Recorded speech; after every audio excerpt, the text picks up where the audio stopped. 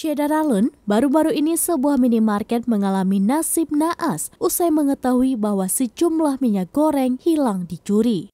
Lewat video yang turut dibagikan oleh akun Twitter @endagels pada Kamis siang 8 September 2022, terlihat sang pemilik akun membagikan rekaman CCTV penyebab hilangnya minyak goreng tersebut.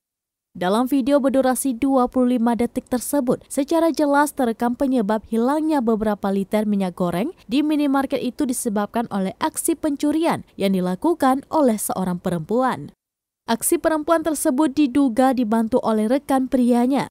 Pria tersebut diduga juga merupakan suami dari pelaku utama.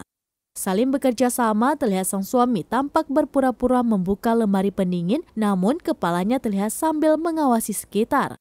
Merasa keadaan aman tanpa pengawasan, sang istri yang menggunakan pakaian syar'i lengkap dengan cadar, lantas dengan sigap memasukkan beberapa bungkus minyak goreng ke dalam pakaiannya. Sambil berpura-pura melihat barang pajangan yang terletak di hadapannya, sang istri tampak mampu menyikat 4 bungkus minyak goreng dan kemudian berjalan dengan santai ke arah sang suami.